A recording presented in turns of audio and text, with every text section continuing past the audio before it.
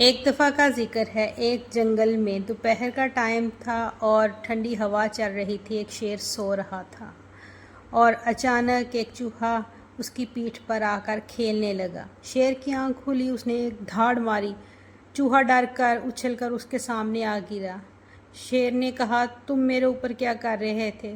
چوہا ڈر کے مارے تھر تھر کانپنے لگا اور بھاگنے لگا، لیکن شیر نے ایک ہی جھپٹا مارا اور اس کو پکڑ لیا۔ چوہے نے کہا، مجھے چھوڑ دو، ہو سکتا ہے میں کبھی تمہارے کام آ جاؤں۔ شیر ہنسنے لگا کہ تم ایک چھوٹی سی جان میرے کیا کام آؤ گے۔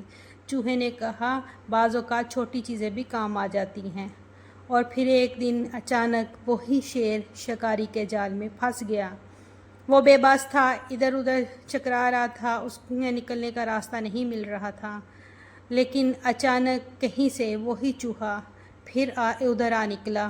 چوہے نے شیر کو پھنسے ہوئے دیکھا تو اپنے دانتوں سے رسیاں کتر ڈالیں اور شیر اس جال سے آزاد ہو گیا، باہر نکل آیا۔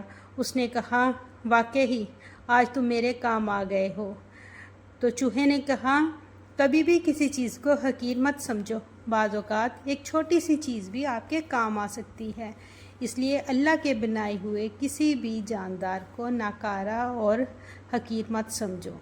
اس طرح پھر شیر اور چوہے کی دوستی ہو گئی، وہ ہمیشہ ساتھ رہنے لگے۔